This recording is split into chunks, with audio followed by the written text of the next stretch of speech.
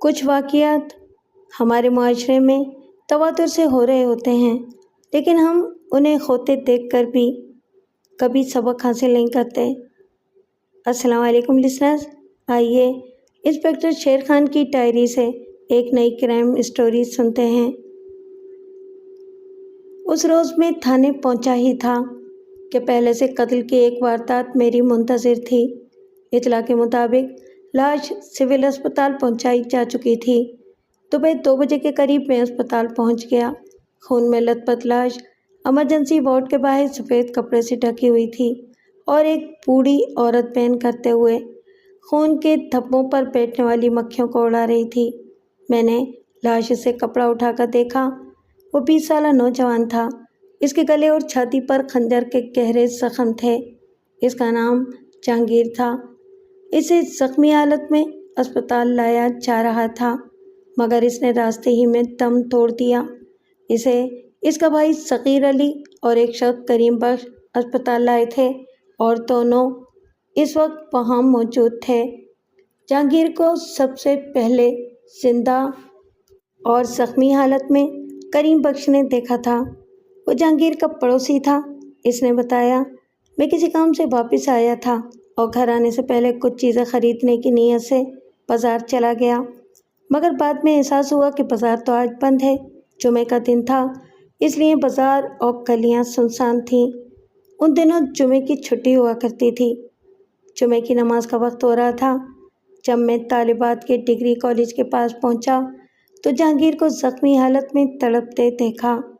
میں بھاگ کر اس کے پاس گیا اور اس نے بتایا کہ اسے اللہ رکھت جولاہے کے بیٹے شیدے اور اس کے 3 ساتھیوں نے خنجر سے زخمی کر دیا ہے۔ میں نے چیخ پکار کی۔ شور سن کر لوگ اکٹھے ہو گئے اور میں جہانگیر کے گھر اطلاع کرنے بھاگا، لیکن راستے ہی میں صغیر علی سے ملاقات ہو گئی۔ پھر ہم نے ایک گھر سے کال لی اور جہانگیر کو زخمی حالت میں اسپتال کی طرف لے کر دوڑے، مگر وہ راستے ہی میں دم توڑ گیا۔ جہانگیر کا باپ محمد خان بھی وہاں موجود تھا۔ وہ ایک ریٹائرڈ اسکول ماسٹر تھا۔ اس کے 5 لڑکے اور 2 لڑکیاں تھیں۔ جہانگیر 4تھے نمبر پر تھا اور 12ویں جماعت میں پڑھتا تھا۔ محمد خان نے ہچکیوں کے دوران کہا، تھانے دار صاحب، ہم تو لٹ گئے، برباد ہو گئے۔ بدماشوں نے میرا نیک اور فرشتوں جیسا پاک پتر مار دیا ہے۔ جہانگیر کی ان سے کوئی دشمنی تھی؟ میں نے پوچھا۔ نہیں جی، وہ تو بڑا پرامن اور صلحجو لڑکا تھا۔ وہ تو اپنے دشمن کو بھی معاف کر دیتا تھا، مگر اس کا کوئی دشمن نہیں تھا۔ آج تک کسی سے نہیں سنا کہ جہانگیر کی کسی لڑکے سے لڑائی بھی ہوئی ہو۔ جانے بدکار شیدے نے کن جنموں کا بدلہ لیا ہے۔ صغیر علی بھائی کے قتل پر جذبہ انتقام سے مغلوب ہو چکا تھا اور اپنے گھر والوں نے اسے بمشکل گھر کے ایک کمرے میں بند کر دیا تھا۔ تھانے دار صاحب، صغیر علی کی آنکھوں میں خون اترا ہوا ہے۔ محمد خان نے کہا، وہ جہانگیر سے بڑا ہے اور اس سے بڑا پیار کرتا تھا۔ دونوں بھائی سے زیادہ ایک دوسرے کے دوست تھے جی۔ وہ تو صدمے سے مارا جا رہا ہے۔ ہم نے بڑی مشکل سے اسے قابو کیا ہے۔ مقتول کا آخری بیان بڑی اہمیت کا حامل تھا اور قاتلوں کی واضح نشاندہی کرتا تھا، مگر پہلے یہ معلوم کرنا ضروری تھا کہ آیا کریم بخش غلط بیانی سے کام تو نہیں لے رہا؟ میں نے اس سے پوچھا، جہانگیر اس وقت ہوش میں تھا یا نیم بے ہوش جب اس نے قاتلوں کی نشاندہی کی؟ اس وقت تو وہ ہوش ہی میں تھا، مگر جیسے ہی میں نے اس کو سنبھالا دیا وہ بے ہوش ہو گیا۔ کریم بخش نے جواب دیا۔ تمہارے علاوہ کس کس نے مقتول کا بیان سنا تھا؟ میں نے پوچھا۔ اس نے صرف مجھ سے بات کی تھی اور اس کے بعد اس کی مدافعت ختم ہو گئی تھی۔ تم نے پھر کس کس کو یہ بیان سنایا ہے؟ میں نے صرف صغیر علی ہی کو بتایا تھا۔ وہ تو اسی وقت شیدے کے پیچھے جا رہا تھا، مگر میں نے اس سے کہا کہ صغیر علی، پہلے بھائی کو اسپتال تو پہنچاؤ، بعد میں جہانگیر کے والد اور والدہ کو بھی ان کے مقتول بیٹے کا آخری بیان بتا دیا تھا۔ ابتدائی معلومات لینے کے بعد میں نے لاش پوسٹ مارٹم کے لیے بھجوانے کو کہا۔ 2 سپاہی اپنی نگرانی میں وارڈ بوائے کے ساتھ مل کر लाश अस्पताल में मौजूद पोस्ट मार्टम डिपार्टमेंट में ले जाने लगे तो मकतूल की गमज़दा माँ बेटे की लाश से लिपट गई और दुहाइयाँ देकर पूछने लगी, मेरे सोने लाल को कहाँ ले जा रहे हो? माँ जी, इसका पोस्टमार्टम कराना है। मैंने कहा। वो क्या होता है? इसने पूछा। मैं इसे शायद बहाने से टाल देता, क्योंकि मैं जानता हूँ कि ऐसी माँओं को जब ये बता दिया जाए कि इनके जिगरगोशे की लाश का चीर फाड़ कर मुआयना किया जाएगा तो वो गश खाकर गिर पड़ेगी या फिर ऐसी दुआई देगी कि लाश को पोस्टमार्टम के लिए उठवाना मुश्किल हो जाएगा। मगर इस दौरान इसके एक तेज़ मिजाज भांजे ने इसे बता दिया, खाला, जहांगीर की लाश को चीर फाड़ कर देखने के लिए ले जा रहे हैं ताकि मालूम हो सके कि ज़ख्म कहाँ कहाँ लगे हैं। मेरे सोने लाल की मैयत ख़राब करने लगे हो? मकतूल की माँ ने अचानक मेरा गिरेबान पकड़ लिया। पहले इन जालिमों ने कोई कसर छोड़ी है जो अब तुम पूरी करने लगे हो? मैं अपने सोने पुत्र की लाश उठाने नहीं दूंगी। मोहम्मद खान का एक बेटा आगे बढ़ा और गमज़दा माँ को परे हटाकर समझाने लगा, मगर वो माँ ये बेआब की तरह फिसल जाती थी और अपने मकतूल बेटे की लाश से लिपट कर चिल्लाने लगी, खबरदार जो आगे बढ़ा, मैं अपने सोने शहीद पुत्र की लाश को हाथ भी लगाने नहीं दूंगी। मैं तो इसे घर ले जाऊंगी। फिर मैंने इसके लिए कढ़ाईदार कुर्ता भी सिलवाया है। कुर्ता पहनकर जब सेहरा लगाएगा तो मेरे लाल को देखने दुनिया आ जाएगी। मकतूल की माँ के ज़हन पर बुरा असर पड़ा था। इसे बमुश्किल वहाँ से उठाया गया और लाश पोस्टमार्टम के लिए भिजवा दी गई। मैं वहाँ से मौका वारदात देखने चला गया। बकुआ वाली जगह पर खून का एक खुश्क तालाब सा बना हुआ था। ज़ख्मी होने के बाद मकतूल का खासी मिकदार में खून बह गया था, जिसकी वजह से वो जान भर ना हो सका। मैंने खून के नमूने उठवाए और फिर बाज़ार में निकलकर लोगों से इस वाक़ये के बारे में पूछा। सब ने कहा कि उड़ती उड़ती खबर सुनी है कि शीते ही ने जहांगीर को कत्ल किया है। वहाँ से मैं मकतूल के घर पहुँचा और सग़ीर अली से बात की। इसे अब बंद कमरे से निकाल लिया गया था। वो धाड़े मार मार कर रो रहा था। इसने बताया कि इसे करीम बख्श ने जहांगीर के आखिरी बयान से आगाह किया था। तुम जहांगीर के बहुत करीब थे। क्या उसने कभी बताया था कि इसकी और शीदे की आपस में कभी लड़ाई हुई थी या कोई ताज़ा झगड़ा हुआ था? मैंने सग़ीर अली से पूछा। नहीं थानेदार साहब, सग़ीर अली ने कहा, जहांगीर ने कभी ऐसी बात नहीं बताई थी। सग़ीर अली से मैंने और भी बातें की, मगर कोई कारामद बात मालूम ना हो सकी। मैं इसी वक्त 4 सिपाही लेकर अल्लाह रखा जुलाई के घर पहुंच गया। वह हमें देखकर घबरा गया। शीदा तुम्हारा ही बेटा है? मैंने पूछा। जी सरकार, मेरा ही बेटा है, अल्लाह रखा थूक निगलते हुए बोला। मगर खैरियत तो है ना सरकार? खैरियत ही तो नहीं है बाबा जी। कहाँ है वो? क्या किया है जी उसने? हमारी बात सुनकर उसका चेहरा जर्द पड़ गया था। कत्ल के एक केस में इस पर शुबा है। कत्ल? नहीं सरकार, आपको गलतफहमी हुई है। अल्लाह रखा को अपनी समात पर यकीन नहीं आ रहा था। हो सकता है गलतफहमी ही हो। शीदे को बुलाओ, गलतफहमी वही दूर कर सकता है, मैंने तेज़ लहजे में कहा। आइए सरकार, अंदर बैठकर बात करते हैं। अल्लाह रखे ने दरवाज़ा खोल दिया।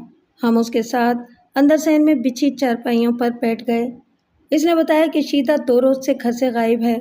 वो खुद इसको ढूंढ रहे हैं। शीदा एक आवारागर्द लड़का था। महीने में 1-2 दिन वो ऐसे ही बगैर बताए चला जाता, फिर अगले रोज़ घर आ जाता था। लेकिन अब के 2-2.5 दिन हो चुके थे इसको घर से गायब हुए। इसका इतने दिन गायब रहना कुछ मायने रखता था। अल्लाह रखे ने शीदे को तलाश करने के लिए हमारी बहुत मदद की। तीसरे दिन हमने इसे एक दोस्त के घर से बरामद कर लिया। हर गुनाहगार की तरह शीदा भी खुद को बेकसूर बता रहा था। जब इसे हमने सवालात के शिकंजे में जकड़ा तो बेबस हो गया। आखिर इसने इकबाल जुर्म कर लिया और बताया कि इसके साथ 3 और लड़के अमजद हुसैन, तनवीर मसीह और जावेद भट्ट उर्फ जीदा थे।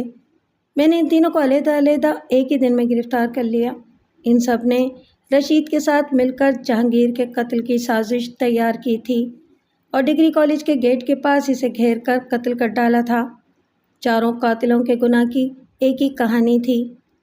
جاوید بٹ بھاٹی کے علاقے میں رہنے والا خوشیہ بٹ کا آوارہ بیٹا تھا۔ اس کے پاس ہی مولوی منور حسین کا گھر تھا۔ ان کی ایک جوان بیٹی تھی جس کا نام پاکیزہ تھا۔ پاکیزہ اپنے نام کی طرح پاکیزہ اور حسین تھی۔ جاوید بٹ جیتا خنجر مار کے نام سے بھی مشہور تھا۔ وہ پاکیزہ پر ڈورے ڈالتا رہا تھا اور جب وہ کسی طرح مائل ہوتی نظر نہ آئی تو اسے اپنے خنجر کی نوک پر حاصل کرنے کی کوشش کرنے لگا۔ ایک دن جیتے نے اپنے گھر کی چھت سے پاکیزہ کو ہوسناک نظروں سے گھورا اور نہایت چھچورے پن سے اظہار محبت کیا۔ پاکیزہ اس کے منہ پر تھوکتی ہوئی نیچے چلی گئی۔ جیتا اپنے چہرے پر تھوک کے چھینٹے صاف کرتا رہ گیا۔ اس کی سمجھ میں نہیں آ رہا تھا کہ وہ اس مجسمہ حسن کو کیسے قابو کرے۔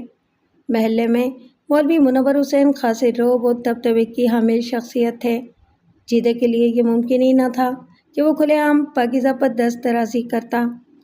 جیتے نے اپنے دل کی بات اپنے دوستوں تنویر مسیح اور امجد حسین کو بتائی۔ دونوں نے اس کی بات ہنسی میں اڑا دی۔ وہ دونوں بھی آوارہ مزاج تھے۔ فلموں کے ٹکٹ بلیک کرنا اور بلا ناغہ کوٹھے پر جانا ان کا مشغلہ تھا۔ دونوں جیتے کے تعاون سے کالج کی لڑکوں کو افیون پہنچایا کرتے تھے۔ محمد رشید عرف شیدہ ان سے افیون خریدتا تھا۔ آہستہ آہستہ وہ ان کے گروہ میں شامل ہو گیا تھا۔ ایک دن جیتے نے اپنے تینوں دوستوں سے ناراضگی کا اظہار کرتے ہوئے کہا، تم انتہائی خود غرض اور کمینے ہو، میرے دکھ کو جاننے کی کوشش نہیں کرتے، اوپر سے ٹھٹھا کرتے رہتے ہو۔ تو جانے ہماری جگر۔ شیدے نے چرس بھرے سگریٹ کا کش لیا اور لہک کر بولا، بول تو کیا چاہتا ہے؟ پاکیزہ کو حاصل کرنا چاہتا ہے؟ یہ کون سا مشکل کام ہے؟ شیدے نے امجد حسین اور تنویر مسیح کی طرف دیکھا اور چٹکی بجاتے ہوئے بولا، تو گھبرا مت، اب سمجھ تیرا کام ہووے ہی ہووے۔ کیسے ہووے گا؟ تمہاری ایسی باتوں سے تو ہونے سے رہا۔ جیتے نے پنڈلی سے بندھا خنجر اتارا اور اس کی نوک نشے میں ڈوبی آنکھوں کے سامنے لہراتے ہوئے بولا، لگتا ہے کہ اب خنجر کی نوک ہی یہ فیصلہ کرے گی۔ واہ رے بے وقوف، امجد حسین نے شیدے کی پیٹھ پر دو ہتھڑ جماتے ہوئے کہا، اب تو گولی کا دور ہے بابا، خنجر سے کب تک کام چلاتا رہے گا؟ ادھر تو نے خنجر لہرایا، شائن سے گولی آئے گی اور یہ جو تیرا تھوبڑا ہے نا، اس میں سوراخ کتی گزر جائے گی، پھر تو لہراتا رہ جائے گا خنجر۔ شیدہ تڑپ کر رہ گیا اور بولا، تو ٹھیک ہو جا امجد، ورنہ میں نے اس کا علاج ڈھونڈ لیا ہے۔ تنویر مسیح نے گفتگو میں شامل ہوتے ہوئے کہا، بول تو بھی، تو کیا ہر وقت منہ میں گھنگھنیاں ڈالے بیٹھا رہتا ہے؟ شیدے نے کہا، اس کا علاج ہے تعویذ۔ تعویذ میں؟ تینوں نے چونک کر تنویر مسیح کی طرف دیکھا۔ ہاں سچ کہہ رہا ہوں، تعویذ کی روحانی طاقت خنجر سے زیادہ ہوتی ہے، تنویر مسیح بولا۔ اچھا، مگر یار یہ کہاں سے حاصل کیا جائے؟ شیدے نے کہا۔ 3 دن پہلے میں اپنے گاؤں گیا تھا، وہاں سفید چوغے والے ایک پیر صاحب آئے ہوئے ہیں، وہ بڑی کرامت والی چیز ہیں۔ آج پچھلے پہر گاؤں چل کر پیر صاحب کی منت سماجت کرتے ہیں، وہ مان گئے تو ایسا کراماتی تعویذ بنا کر دیں گے کہ ادھر تعویذ باندھا ادھر پاکیزہ پھنسی، دیکھ لینا تیری چھت پر خود اپنے پیروں سے چل کر آئے گی، تنویر مسیح نے بتایا۔ ارے تو سچ کہتا ہے؟ جیتے نے پھٹی پھٹی آنکھوں سے تنویر مسیح کو دیکھا۔ ہاتھ کنگن کو عرضی کیا ہے، آج ہی چل کر دیکھ لیتے ہیں، شیدے نے امجد حسین کی طرف دیکھتے ہوئے کہا۔ سپہر کو چاروں سفید چوغے والے پیر صاحب سے ملنے گئے۔ پیر صاحب کے ارد گرد عورتوں اور مردوں کا جم گٹا تھا۔ ایک عورت اپنی جوان بہو کی طرف اشارہ کرتے ہوئے کہہ رہی تھی، یا سرکار، قسمت کی ماری کی شادی کو 6 سال ہوئے ہیں پر ابھی تک گود خالی ہے۔ پیر صاحب نے اس عورت کی بات سنی، پھر آنکھیں موند لیں، تھوڑی دیر تک ان کے لب پھڑپھڑاتے رہے اور پھر آنکھیں کھول کر بولے، گود تو بھر جائے گی، نحوست نے ڈیرے ڈال رکھے ہیں، یہ ڈیرے اٹھ تو جائیں گے مگر مرغے کے خون سے تعویذ لکھنا پڑے گا۔ کالے رنگ والا ایک مرغا لاؤ، 20 دن تک ہم تیری بہو کو دم کیا ہوا پانی پلائیں گے، تب کہیں جا کر بات بنے گی۔ عورت نے جھٹ چولی کے ساتھ بندھے ہوئے کچھ روپے کھول کر پیر صاحب کو صدقہ خیرات اور تعویذ کے سامان کی خاطر پیش کر دیے۔ جب بھیڑ چھٹ گئی تو تنویر مسیح اور شیتے نے جیتے کے دل کی بات پیر صاحب کو بتائی۔ پیر صاحب نے خاجت سنی اور آنکھیں بند کر کے مراقبے میں چلے گئے۔ 5 منٹ بعد آنکھیں کھولیں تو وہ انگارے کی طرح دہک رہی تھیں۔ لڑکوں، یہ کام بڑا مشکل ہے، انہوں نے چاروں کی طرف دیکھتے ہوئے کہا۔ ہم ہر مشکل حل کریں گے سرکار، اس کے لیے آپ حکم کریں، چاروں نے بیک زبان کہا۔ ایسا تعویذ لکھا جا سکتا ہے، لیکن اس کے لیے انسان کا خون چاہیے۔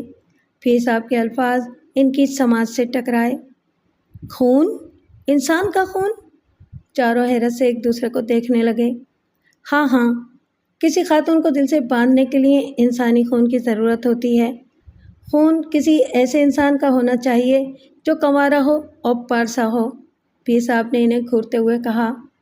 ہاں، اگر بھولے سے وہ انسان زندہ رہ گیا تو وہ خاتون جسے باندھنے کے لیے تعویذ بنایا گیا ہے اس آدمی سے محبت کرنے لگے گی جس کے خون سے تعویذ لکھا گیا ہے۔ یعنی جس انسان کا خون تعویذ لکھنے کے لیے استعمال کیا گیا ہو، اس کا زندہ رہنا خطرناک ہے۔ جیدے کی سمجھ میں پیر صاحب کی بات اچھی طرح سے آ گئی تھی۔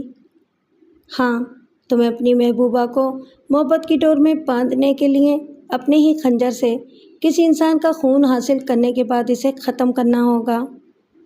پیر صاحب کی بات سن کر جیدہ پہلے تو کانپ گیا، پھر سنبھلتے ہوئے بولا، ٹھیک ہے سرکار، میں پاکیزہ کے لیے کسی کا بھی خون کر سکتا ہوں۔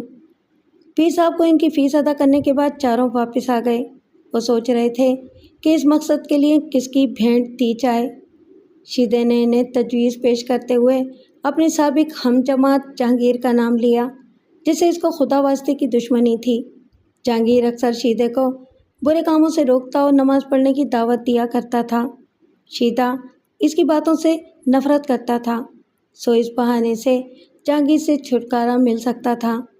پھر چاروں نے مل کر منصوبہ بنایا اور بے گناہ اور معصوم جہانگیر کو تعویذ کے لیے خون حاصل کرنے کے لیے قتل کر دیا۔ اس بہیمانہ قتل کی ترغیب سفید چوغے والے پیر نے دی تھی، وہ شریک جرم تھا۔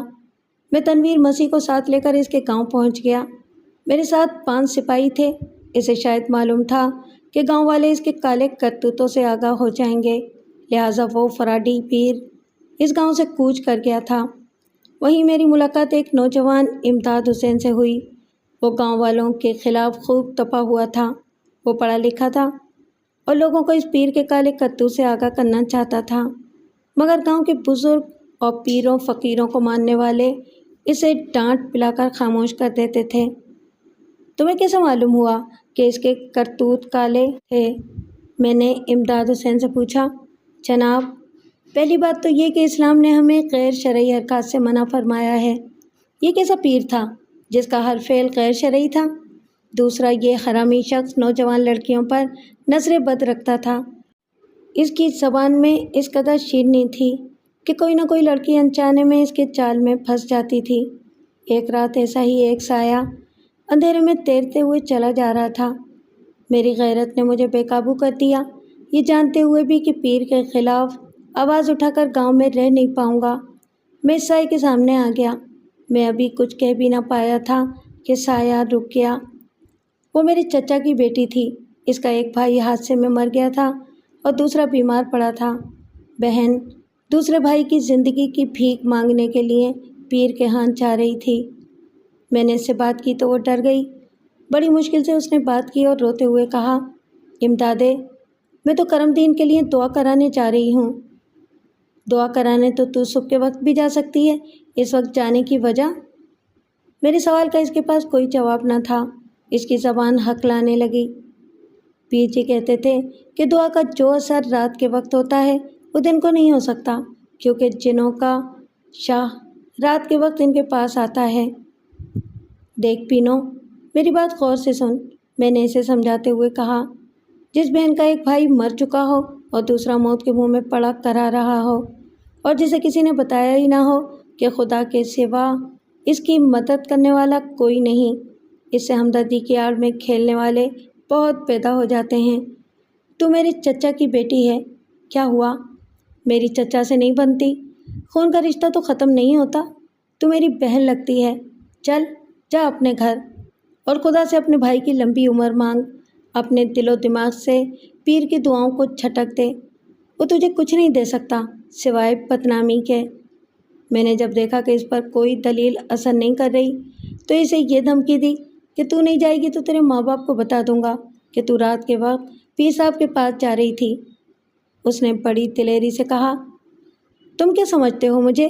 میں کوئی ایسی ویسی ہوں؟ ماں کو بتا کر آئی ہوں۔ اس نے ہی تو کہا ہے کہ جاؤ، یہ وقت دعا کی قبولیت کا ہے۔ میں حبرنکوں کی طرح اس جاہل لڑکی کو دیکھتا رہ گیا اور وہ چلی گئی۔ میں 2 گھنٹے تک اس کا انتظار کرتا رہا لیکن وہ نہ لوٹی۔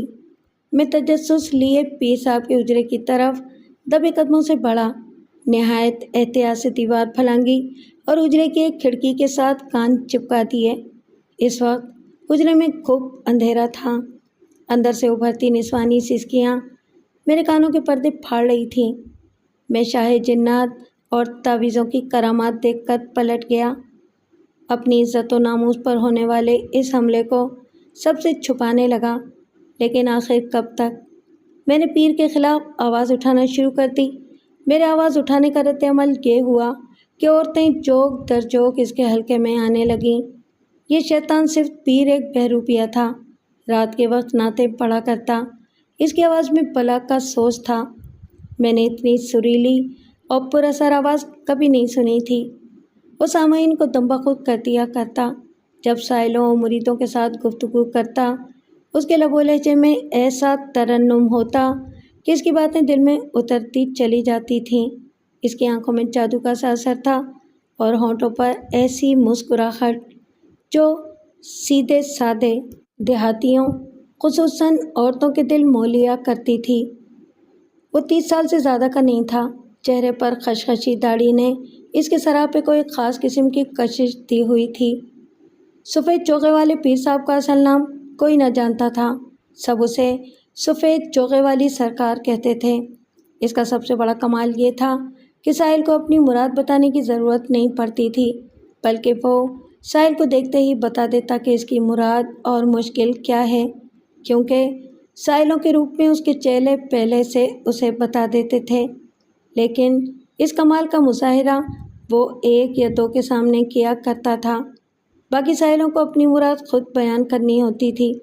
دیہات کے معصوم اور سادہ لو افراد اس کے طریقہ واردات کو جان نہیں پاتے تھے اور عقیدت میں اندھے ہو جاتے تھے۔ وہ کم و بیش 1 ماہ سے گاؤں میں رہ رہا تھا۔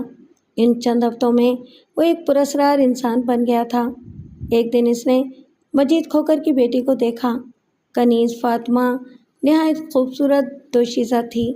پیر نے اسے مغمور نظروں سے دیکھا اور مترنم آواز سے کہا، یہی وہ لڑکی ہے جسے مجھے شادی کا حکم ملا ہے۔ گھر والوں نے پیر کے گھٹنے چھو کر کہا، سرکار، اس سے بڑھ کر ہماری خوش نصیبی کیا ہوگی؟ گھر والوں کی رضامندی پا کر پیر نے اپنے ہی ایک مرید کو نکاح پڑھانے کے لیے کہا اور یوں کنیز فاطمہ سے اس نے شادی کر لی۔ اس پیر کے فریب میں آ کر کئی لڑکیاں اپنی عزت کھو بیٹھی تھیں اور اب اپنی بربادی پر نوحہ گناہ تھیں۔ پیر نے بدلتی ہوا کا رخ پہچانا اور ایک رات چپکے سے کوچ کر گیا۔ بعد میں گاؤں والوں کو ہوش آیا اور یقین کریں کہ ہمارے گاؤں میں آج تک 4 برسوں میں اتنی شادیاں نہ ہوئی تھیں جتنی 1 ماہ میں ہوئی ہیں۔ اکبر موچی کی لڑکی کو رشتہ نہ مل سکا تو بیچاری نے خودکشی کر لی۔ امداد حسین سے پیر کی کارستانیاں سن کر میں واپس آ گیا۔ ان چاروں پر 302 کا مقدمہ بنایا اور چالان کر کے جیل بھیج دیا اور خود پیر کی تلاش میں رہنے لگا۔ کئی ہفتے بیت گئے، سفید چوغے والی سرکار نہ مل سکی۔ پھر ایک روز ایک روح فرسا خبر نے مجھ پر سختہ طاری کر دیا۔ یہ مرشد آباد کے ایک گاؤں سے متعلق تھی۔ وہاں بھی ایسا ہی ایک واقعہ پیش آیا تھا، لیکن وہاں اس پیر کا نام حضرت صاحب بیان کیا جاتا تھا، لیکن جس طرح کے خد و خال اور طریقہ عبادات بیان کیا گیا تھا وہ سفید چوغے والی سرکار پر صادق آتے تھے۔ مرشد آباد دوسرے ضلع کا گاؤں تھا۔ خبر پڑنے کے دوسرے روز ہی میں عازم میں مرشد آباد ہوا اور متعلقہ تھانے میں پہنچا جہاں ملزمان کو رکھا گیا تھا۔ نوجوان رشتہ دار انہیں قتل کرنے کے درپے تھے، اس لیے ان کی حفاظت کے پیش نظر کسی شخص کو بھی ملاقات کرنے نہیں دی جاتی تھی۔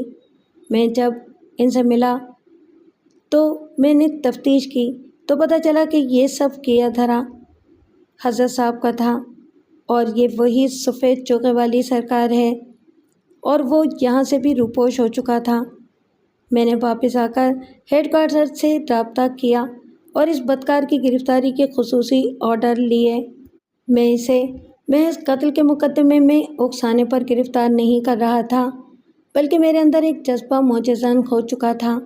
ایک دوپہر میں بس میں سوار ہو کر ٹھیکری پور جا رہا تھا۔ میں 3 والی سیٹ پر بیٹھا تھا۔ ایک عورت اور مرد پہلے سے اس سیٹ پر بیٹھے تھے۔ دونوں دیہاتی تھے۔ مرد اور عورت دونوں دبے دبے لہجے میں کسی پیر کے معجزات کی بات کر رہے تھے۔ میں نے کان لگا کر ان کی باتیں سنی اور پھر ان سے گفتگو کرنے لگا۔ وہ دونوں سانول آباد میں ایک پیر حاجی صاحب سے ملاقات کر کے آ رہے تھے۔ ان کے یہاں اولاد نہیں ہو رہی تھی۔ بیچارے کئی ڈاکٹروں، فقیروں، ٹونے ٹوٹکے والوں سے مل چکے تھے۔ باتوں باتوں میں نے حاجی صاحب کا حلیہ وغیرہ جاننا چاہا۔ ان کے بتائے ہوئے حلیے کے مطابق وہ میرا مطلوبہ شخص نہیں تھا۔ اب تو جو بھی کسی پیر کے بارے میں بات کرتا، مجھے اس پر سفید چوغے والی سرکار کا شائبہ گزرتا۔ ہمارے گاؤں، قصبوں اور شہروں میں ایک ایک نہیں، کئی پیر فقیر ہوتے ہیں۔ ان میں کئی واقعی صاحب کرامات اور اللہ والے ہوتے ہیں جو شریعت کی پاسداری کرتے ہیں اور سائل کو قرآن و سنت کی روشنی میں تعویذ اور عملیات کر کے دیتے ہیں۔ ٹھیکری پور میں مجھے ایک دیرینہ دوست رانا حیدر علی سے ملنا تھا۔ وہ بھی پولیس میں تھا، لیکن اپنی شرافت و دینداری کے ہاتھوں استعفیٰ دے کر اپنے گھر بیٹھ گیا تھا۔ اب وہ زمینداری کرتا تھا۔ سپہر ہو چکی تھی جب میں ٹھیکری پور پہنچا۔ حیدر علی دوسرے گاؤں گیا ہوا تھا۔ اس کے گھر والوں نے میری خوب آؤ بھگت کی۔ کئی دنوں کی مسلسل بھاگ دوڑ نے مجھے تھکا دیا تھا، اس لیے سپہر کو سونا غنیمت جانا۔ آنکھ کھلی تو رات ہو چکی تھی۔ رات حیدر علی آ گیا تھا۔ اس کے ساتھ 3 آدمی اور بھی تھے۔ بڑے پیار اور خلوص سے ملا۔ وہ کچھ پریشان نظر آ رہا تھا۔ میں نے پریشانی کا سبب دریافت کیا۔ یار کیا بتاؤں، آس پاس کے کسی گاؤں میں جھگڑا، مار کٹائی، قتل، چوری کا واقعہ ہوا نہیں اور حیدر علی کو بلایا جاتا ہے۔ اس نے تھکے ہوئے لہجے میں کہا۔ ان وارداتوں سے بھلا تمہارا کیا تعلق ہے؟ مجھے معتبر کے طور پر بلایا جاتا ہے، اس نے کہا۔ اچھا، میں نے مسکراتے ہوئے کہا، اگر اتنی قدر و قیمت ہے تمہاری تو ایک آدھ الیکشن ہی لڑ لو، 4-5 گاؤں تمہارے ساتھ ہوں گے۔ لعنت بھیجو اس کام پر۔ پولیس کی نوکری چھوڑی تھی کہ اس منافقت سے بچا رہوں گا۔ سیاست تو پولیس کی نوکری سے بھی گندی ہے۔ آج تو خیریت تھی نا؟ خیریت کہاں بھائی، ساتھی گاؤں ہے کرما والا، نام تو نصیبوں والا ہے لیکن اس کے کرم ہی پھوٹ چکے ہیں۔ روز کوئی نہ کوئی دنگا فساد۔ پھر حیدر علی نے کچھ سوچتے ہوئے کہا، خان جی، اللہ سونے کی ذات بڑی عظیم ہے اور وہ ظلم کرنے والوں کو ایک نہ ایک دن ضرور عبرت سے دوچار کرتی ہے۔ ہاں یہ تو ہے، میں نے اقرار کیا۔ تم کس بات سے فکر مند ہو؟ کرما والے کے نمبردار چودھری حشمت کا ایک بیٹا تھا، نصیر چودھری، اسے سب جیرا کہتے ہیں۔ چودھری حشمت کے اور بھی بیٹے ہیں جو قدرے شریف ہیں، لیکن جیرا انتہائی درشت، بد دماغ اور خط چھٹ قسم کا نوجوان تھا۔ گاؤں کی عزت و عصمت کا اسے قطعاً خیال نہ ہوتا۔ بزرگوں کی پگڑیاں اچھالنا اس کا مشغلہ تھا۔ ایک دن ایک بوڑھا پھلوں کی ٹوکری سائیکل پر رکھے گاؤں فروخت کرنے آیا۔ جیرے نے اس بوڑھے کو دیکھا۔ اس وقت وہ اپنے کچھ دوستوں کے ساتھ گھر کے باہر کھڑا تھا۔ تہکمان انداز سے بولا، او بڈھے ادھر آ۔ بوڑھا اپنی سائیکل گھسیٹ کر لے آیا۔ جی سرکار، تازہ پھل حاضر ہے۔ نوجوانوں، دل بھر کے پھل کھاؤ۔ جیرے کی اجازت ملتے ہی اس کے ساتھی پھلوں پر ٹوٹ پڑے۔ چند ہی منٹ میں بوڑھے کی ٹوکری خالی ہو چکی تھی۔ جیرے کے ساتھی پھل کھا چکے تو وہ انہیں لے کر آگے بڑھ گیا۔ سرکار، پیسے؟ بوڑھے نے لجاجت بھرے لہجے میں کہا۔ جیرے نے کہرآلود نظروں سے اسے گھورتے ہوئے کہا، تیری یہ جرت کہ ہم سے پیسے مانگے؟ تو کس کی اجازت سے ہمارے گاؤں آیا ہے؟ معلوم نہیں یہاں کس کا حکم چلتا ہے؟ سرکار، گاؤں اللہ کا ہے۔ بوڑھا مزید کچھ کہنا چاہ رہا تھا کہ جیرے نے جھٹ سے کہا، تو جا کر اپنے اللہ سے مانگ۔ یہ کہہ کر وہ چل دیا۔ سرکار، میں بڑا غریب آدمی ہوں، اگر پیسے نہ ملے تو میں کل ٹوکری نہ سجا سکوں گا، میرے بچے بھوکے مر جائیں گے۔ بوڑھے نے تقریباً کھگیا کر کہا، تو مر جائیں، ہم نے کیا ٹھیکہ لے رکھا ہے ان کا؟ جا، چلا جا، کوئی پیسے نہیں ملیں گے۔ یہ کہتے ہوئے جیرے نے اسے زور سے دھکا دیا اور بوڑھا اپنی سائیکل سمیت زمین پر گر پڑا۔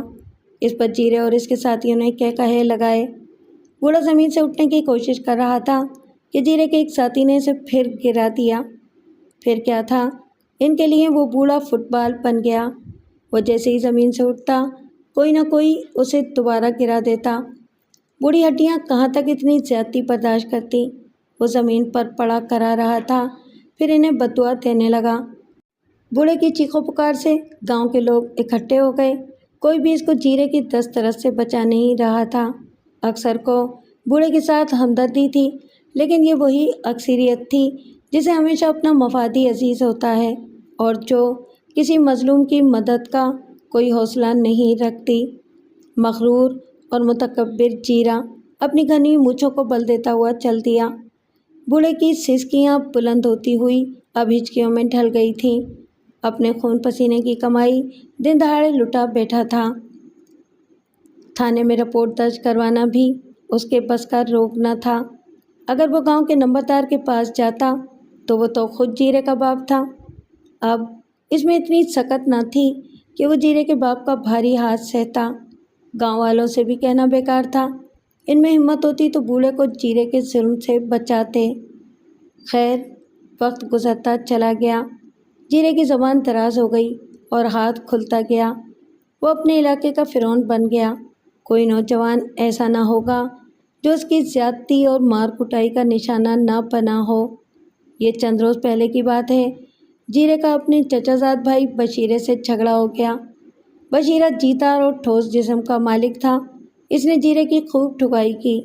لڑائی شاید طول پکڑ جاتی، لیکن بڑے درمیان میں آ گئے اور دونوں میں صلح کرا دی۔ دونوں نے ایک دوسرے کو گلے لگا کر عہد کیا کہ وہ آئندہ آپس میں نہیں جھگڑیں گے، مگر اگلی ہی صبح دونوں میں پھر ٹھن گئی۔ یہ گرمیوں کی ایک رات تھی۔ جیرا، اس کے ماں باپ اور بہن بھائی سب لوگ اپنی حویلی میں کھانا کھا رہے تھے۔ تیز ہوا کا جھونکا آیا، لالٹین بجھ گئی۔ جیرا اور اس کا چچا زاد دلاور چارپائی پر ایک ساتھ بیٹھے کھانا کھا رہے تھے اور راز و نیاز میں مصروف تھے۔ وہ نہ صرف یہ کہ ہم عمر تھے بلکہ ہم نوالا اور ہم پیالہ بھی تھے۔ دونوں کی آشنائی گاؤں کی ایک دوشیزہ اللہ رکھی سے تھی اور اس بارے میں دونوں کی رضامندی اور اتفاق تھا۔ اس وقت کھانا کھاتے ہوئے وہی ان کا موضوع تھی۔ لالٹین بجھنے سے اندھیرا چھا گیا، اس لیے چہرے کے تاثرات تو نظر نہ آ سکتے تھے، البتہ آواز سنی جا سکتی تھی۔ جیرے نے کسی بات پر دلاور پر پھپتی کسی اور پیار سے اس کے منہ پر ہلکی سی چپت بھی لگائی۔ دلاور نے اندھیرے میں اس چپت کو غلط معنی پہنا لیے، کیونکہ اس چپت کے ساتھ جیرے کی پیار بھری مسکراہٹ نظر نہ آ سکی۔ دلاور بھڑک اٹھا اور اس نے جیرے کے منہ پر ایک زوردار تھپڑ رسید کر دیا۔ بس پھر کیا تھا، جیرا بھی بفر گیا۔ لاتوں اور مکوں کا زبردست تبادلہ ہوا۔ یہ سب کچھ پلک جھپکتے میں ہو گیا۔ خاندان کے بڑے بیچ میں پڑے اور وقتی طور پر صلح کروا دی گئی۔ اگلے روز جیرا، اس کا ایک بھائی احمد چودھری اور ایک ملازم اللہ دتا دوسرے گاؤں جا رہے تھے۔ انہوں نے ارادہ کیا کہ ٹانگے کے بجائے گھوڑوں پر چلا جائے۔ راستے میں گھڑ سواری کا بھی مزہ اٹھاتے جائیں گے، لہٰذا تینوں نے گھوڑوں کی زینیں اٹھائیں اور ان کھیتوں کی طرف چل دیے جن میں ان کے گھوڑے چر رہے تھے۔ بشیرہ اور جیرا اور اس کے ملازم کے پاس حسب معمول 12 بور کی رائفلیں تھیں۔ ساتھ کے کھیت میں دلاور اور اس کے بھائی اپنی فصلوں کو پانی دے رہے تھے۔ انہوں نے جیرے اور اس کے ساتھیوں کو اسلحہ اٹھائے ٹانگے پر آتے دیکھا تو ان کا ماتھا ٹھنکا اور وہ غلط فہمی کا شکار ہو گئے۔ انہوں نے سوچا کہ رات کا واقعہ جیرا ابھی تک نہیں بھولا اور اب انتقام لینے آ رہا ہے۔ انہوں نے باہمی مشورہ کیا کہ پہل ہمیں کرنی چاہیے، لہٰذا دلاور نے ایک درخت کی شاخ سے لٹکتی رائفل اتاری اور جیرے کو گالی دے کر للکارا، ओए, अब भागने की कोशिश ना करना। चीरा, अमजद और दित्ते ने भी ललकारा मारा और राइफलें तान ली। दोनों तरफ से ज़बरदस्त फायरिंग हुई और इसके नतीजे में चीरा, दित्ता और दिलावर का एक भाई हुसैन खान गोलियों का निशाना बने और मौके पर ही दम तोड़ गए। पुलिस आई और दिलावर अहमद और इसके भाई को गिरफ्तार करके ले गई। ये आखिरी लड़ाई नहीं थी, कई और मार के बर्पा हुए और दोनों घरानों में दुश्मनी परवान चढ़ती रही। अब इलाके के मुहस्सिसीन के जोर देने पर दोनों घरों में सुलह करवाई जा रही है। इस सिलसिले में मुझे हर दूसरे तीसरे दिन वहाँ जाना पड़ता है। चीरे की मौत और इस ख़ानदान की बर्बादी पर मुझे बहुत दुख है, मगर कर्मा वाला गांव का वो मंजर नहीं भूलता जब एक बूढ़ा फल फरोश को पीटा गया था और इसने इस ख़ानदान को बद्दुआएं दी थीं। राना हैदर अली कर्मावाला गांव की रूताज सुना चुका तो कुछ देर सुकूत रहा, फिर हम दोनों पुरानी यादें ताज़ा करने लगे। हैदर अली के दूसरे 3 साथी भी गुफ्तगू में शामिल हो गए। तुमने ये नहीं बताया कि आज इधर कैसे आना हुआ? ज़रूर कोई बात होगी, हैदर अली ने मुस्कुराते हुए पूछा। तो मैंने सफ़ेद चौके वाले पीर की कहानी सुना डाली। सावलाबाद में भी एक ऐसा ही पीर वारिद हुआ है, हैदर अली के एक दोस्त ने बताया। सावलाबाद का हज़रत साहब? मैंने चौंक कर इसकी तरफ देखा। राना हैदर के दोस्त अजमल खान ने हैरानी से पूछा, तो क्या आप उसे जानते हैं? जानता वानता तो नहीं, बस में आते हुए इसकी करामात का जिक्र सुना था। मैंने कहा। करामात? अजमल खान ने इसका तमस्खुर उड़ाते हुए कहा, वो तो फराडिया है, फराडिया। अल्लाह माफ़ करे, अगर मैं सच्चा हूँ तो वो पक्का हरामी है। दीन की इसे कोई समझ नहीं, दुनिया को खूब जानता है। हमारे गांव में 2 यतीम बच्चे हैं। इनका बाप मरते वक्त अपनी ज़मीन अपने बच्चों के नाम कर गया था। हज़रत साहब ने ख्वाहिश की कि वो अपना मकान बनाना चाहता है। मुरीदों ने हुक्म की तामील की और ज़मीन की तलाश शुरू कर दी। इन यतीम बच्चों के करीबी रिश्तेदारों ने कहा, हम इन बच्चों की ज़मीन का एक टुकड़ा मकान के लिए नज़र कर देंगे। जब मुझे ये इत्तला मिली तो मैं इमाम मस्जिद के घर गया। मौलवी साहब से यतीम का हक़ मानने वाले के मुतालिक कुरानी आयत पढ़ने को कहा। उन्होंने कुरान की आयत पढ़कर सुनाई, जिनके मुताबिक यतीम के माल पर कब्ज़ा हराम है। पीर और मुरीदों के लिए ये सूरत हाल नई थी। इनके गिरोह में हलचल मच गई और वो दोनों 2 हिस्सों में तकसीम हो गए हैं। अब एक तरफ कुरान हकीम है और दूसरी तरफ एक मक्कार फरेबकार जो कमसिन यतीमों की ज़मीन पर अपना मकान खड़ा करना चाहता है। पीर है। पीर अपने मौक़िफ़ पर कायम है कि वो शरीयत की रूह से ज़मीन का टुकड़ा इस्तेमाल कर सकता है। इधर कुरान पाक पढ़ने वाले जानते हैं कि यतीम के हुकूक क्या हैं। अब इसका फ़ैसला कल होगा। आप मेरे साथ चलें, देखें कहीं सफ़ेद चौके वाली सरकार यही तो नहीं। कितने अरसे से वो इधर रह रहा है? मैंने पूछा। ज़्यादा से ज़्यादा 1 महीना हुआ होगा। अगली सुबह हम सामलाबाद के लिए रवाना हो गए। हैदर अली भी हमारे हमरा था। मैंने बतौर हिफ्ज़ मातक़दम के एक आदमी को रुका देकर मुर्शिदाबाद के थानेदार के पास भेजा। दोपहर तक 5 पुलिस वाले सादा कपड़ों में पहुंच गए। ज़मीन का फ़ैसला असर की नमाज के बाद होना था। इसके लिए सबको हज़रत साहब के हुजरे में इकट्ठा होना था। हम भी देहाती लिबास में थे। हुजरा इस वक्त हिजूम से भरा पड़ा था जब एक दिलचस्प सूरत हाल पैदा हो गई। एक परेशान हाल औरत अपने बच्चों को उठाए हुजरे में दाखिल हुई। इसके साथ कुछ और लोग भी थे। वो चेहरे मोहरे से अनपढ़ लगती थी। औरत ने हिजूम पर एक नज़र दौड़ाई। जब उसकी नज़र आला हज़रत यानी हज़रत साहब पर पड़ी तो सबकी लरजती हुई आवाज़ एक गलीज़ गाली के रूप में बरामद हुई। फिर वो बोली, तेरे बच्चे भूखे मर रहे हैं और यहाँ तूने स्वांग भर रखा है, लोगों की मुरादें पूरी कर रहा है। हज़रत साहब ने चौंक कर देखा और कहने लगा, पागल है बेचारी, इसे हमारे सामने बिठाओ, अभी ठीक हो जाएगी। वो जो अपनी आवाज़ से इतने बड़े मजमे को मुसख्खर किए हुए था, एक औरत को न मुसख्खर कर सका। مریدوں نے اٹھ کر عورت کو باہر کی طرف دھکیلنا چاہا، لیکن عورت چلا کر بولی، میں اس بہروپیے کی بیوی ہوں، یہ جھوٹا میرے بچوں کا باپ ہے۔ حضرت صاحب کا رنگ زرد پڑ چکا تھا، حالانکہ اس نے خود پر قابو پا رکھا تھا۔ اجمل خان نے اٹھ کر مریدوں کو پرے ہٹایا اور عورت کو بیٹھنے کے لیے کہا اور پھر بولا، پہلے اس عورت کا معاملہ حل کیا جائے، یتیم بچوں کو بعد میں دیکھتے ہیں۔ میں نے دیکھا کہ پیر نے پاس کھڑے اپنے مریدوں کو مخصوص اشارہ کیا اور بھاگنے کے لیے پر تول رہا تھا۔ میں نے بھی سادہ لباس میں پولیس والوں کو اشارہ کیا، انہوں نے خاموشی سے پیر کے گرد گھیرا ڈال لیا۔ اس دوران اعلیٰ حضرت نے چشم زدن میں مسند سے چھلانگ لگائی اور حجرے سے باہر نکلنے لگا۔ پولیس والوں نے بھی پھرتی دکھائی اور اسے دبوچ لیا۔ اس کے مرید مدد کو پہنچے، لیکن اس وقت تک ہم بھی وہاں پہنچ گئے تھے۔ صورتحال بدل چکی تھی۔ پیر قہرآلود نظروں سے اپنی بیوی کو دیکھ رہا تھا۔ میں نے ہاتھ بلند کیا اور ایک زوردار ہاتھ اس کے منہ پر جڑ دیا۔ اس کے منہ سے آہ نکلی اور وہ اپنا گال سہلانے لگا۔ پیر جی، تمہارا دامن صاف ہے تو پھر بھاگ کیوں رہے ہو؟ میں نے طنز کیا۔ اس نے مظلومانہ نظر سے مجھے دیکھا۔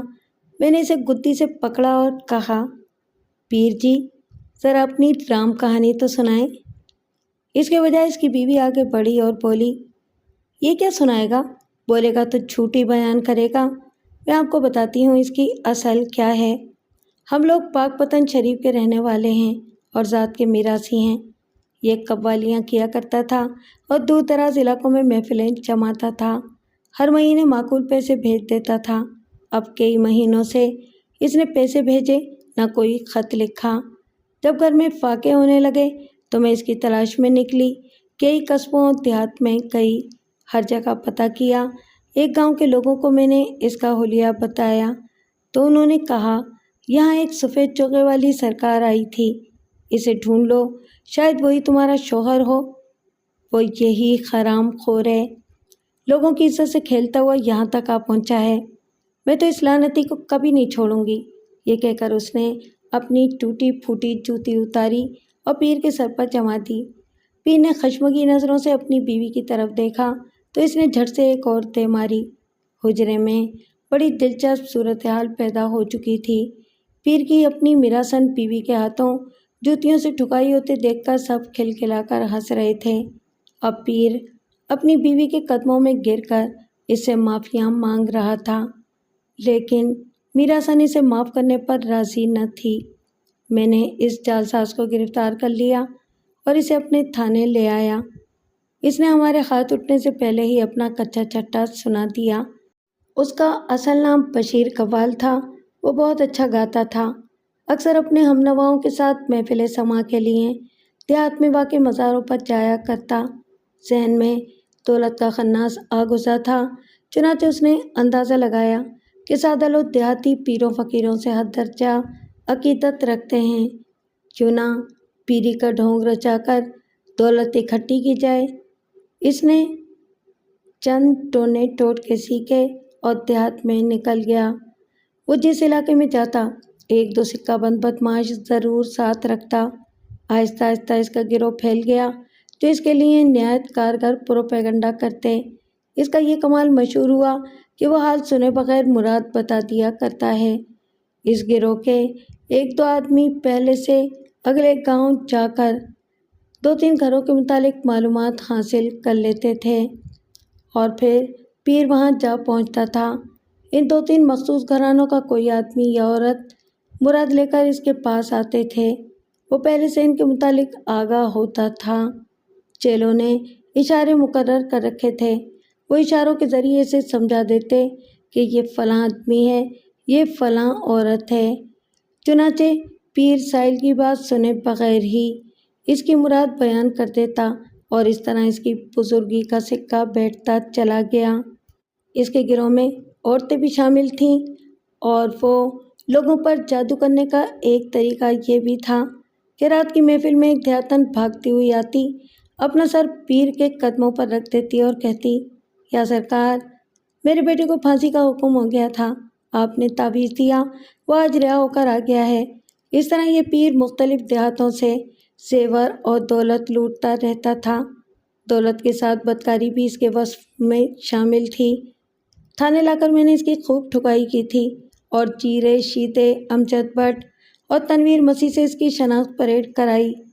نقلی پیر بشیر قوال نے اپنا جرم تسلیم کر لیا تو میں نے اس کا چالان مکمل کیا اور اسے جیل بھجوا دیا۔ عدالت نے اسے 9 سربازی، بدکاری اور قتل کی ترغیب کے الزام میں 30 کوڑے اور 25 سال قید بامشقت کی سزا سنا دی۔ سزا پر فوری رد عمل ہوا تھا۔ ایک کھلے میدان میں اسے کوڑے لگائے گئے۔ وہ 20 کوڑے بھی برداشت نہ کر سکا اور دم توڑ گیا تھا۔